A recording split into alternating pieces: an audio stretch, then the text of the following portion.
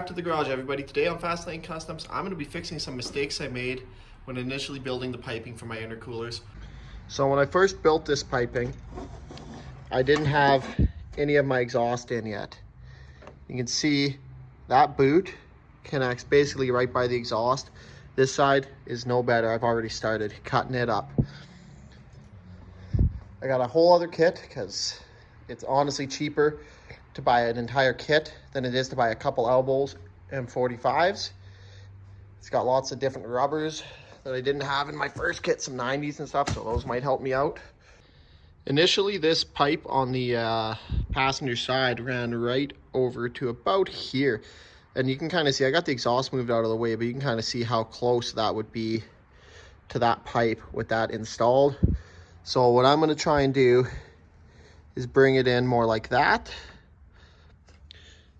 This side I'm going to do, it's pretty close. I'm just going to change the location where the coupler will go. And then I'm going to have to modify my Y pipe to accept these. To cut the pipe, I'm using this Pro Point bandsaw that I just picked up today. I was using a reciprocating saw before, and that is the biggest pain in the ass there is, because you can't clamp aluminum that tight in the vise because it actually will squish the tubing in. So I was clamping it to that barbecue over there with a C-clamp, and the reciprocating action of the saw would just shake the heck out of it. None of my cuts were very straight. I was frustrated. So for like 200 bucks, I've made 2 cuts with this already, and I'm kicking myself for not getting it sooner. So I got the old pipe back in partially. I've got just a split hose, zip tied in, to hold it in place, because you can see there I don't have a lot of room to go back and forth. So in order to get this hose on, I got to slide it on the pipe, slide it off. That takes a lot of time. I've sacrificed one. I've got this piece here. This was that 45 that I cut off in the vise.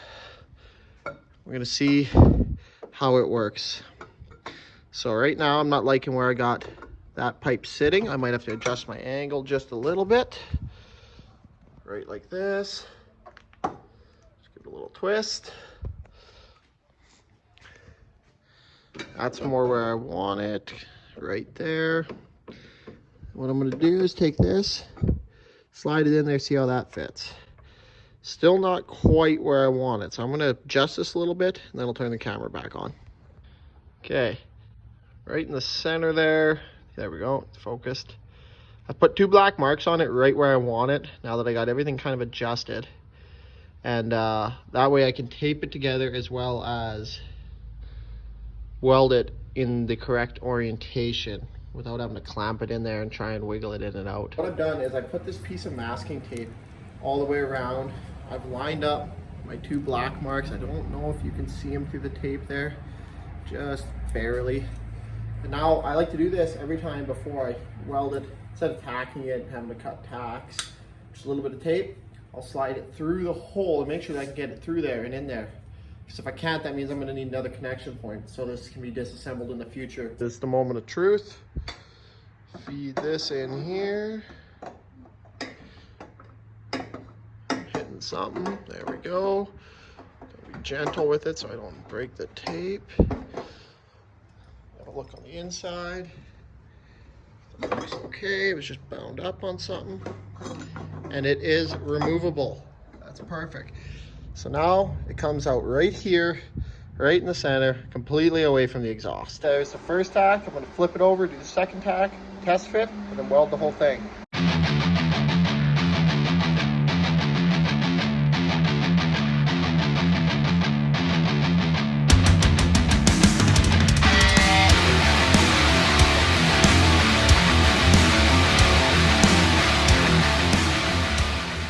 It's all welded up. It ain't perfect, but it should hold. So I got the 2 pieces that go to the intercooler tubes from my Y pipe here.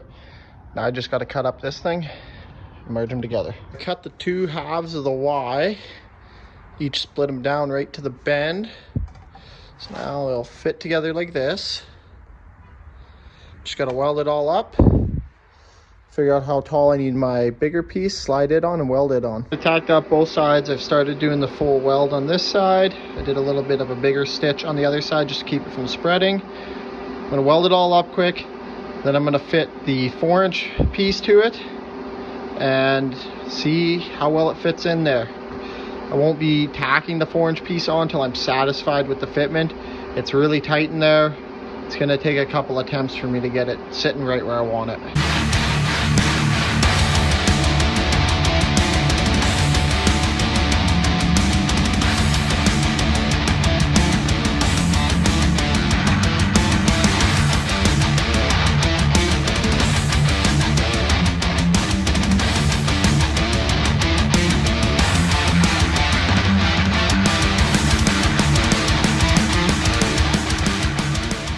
It's all welded up both sides. It's pretty warm right now, so remember not just to grab it.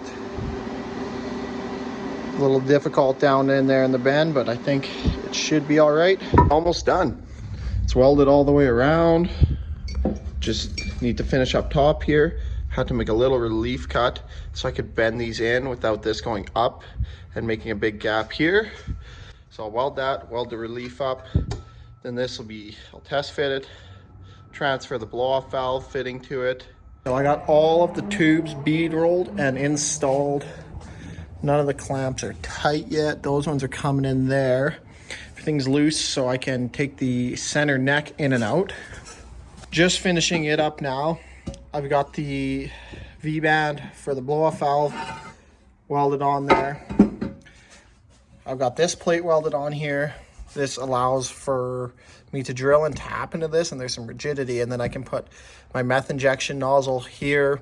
And this just gives me, I put a bigger plate here to give me room for future upgrades. So say I wanted to add a second nozzle or something, I can do that. Some other port there. Right here, I got these 2 marks. I got another little piece of this plate that I'm gonna weld on here quick. This is gonna be my intake air temp. I wanted it downstream or sorry, upstream from the meth so that when I'm injecting, I'm not interfering with this sensor and coating it in meth. So as the air is flowing and it's injecting, it's gonna push all the meth this way into the intake.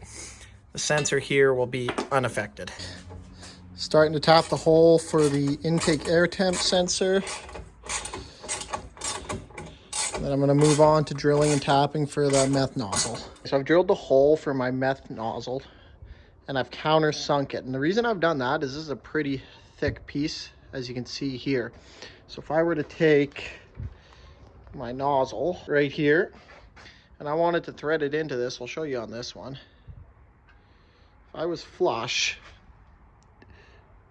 we're still gonna be way inside there. And when you mount these nozzles, you want it to be just flush with the inside of the tube or protruding very slightly. So by countersinking this, my threads start in deeper, and this, as you can see, should be able to sit right down in there. I think I'm gonna step up my countersink size just 1 or 2 sizes so that I get rid of this dish right where the threads are gonna, or the nut portion of the nozzle sits. And it should sit down in there real nice. Nozzle's in, just protruding past. Holder will go on here. That's this 90 bit here. Thread on like this. Check valve, pump, done. Last step here is to polish up this pipe, throw it in. So this is after hitting it with the buffer on the drill and a couple different compounds. I'm gonna apply just a little metal polish, buff that off after, just to give it that last little bit of pop. I don't need it to be perfect. It's already looking pretty good. And there it is installed. Nothing's clamped tight yet. I just kind of got it sitting loosely, roughly where it's gonna go. That's all I'm gonna be doing in this video. Thanks for watching. Stay tuned for the next.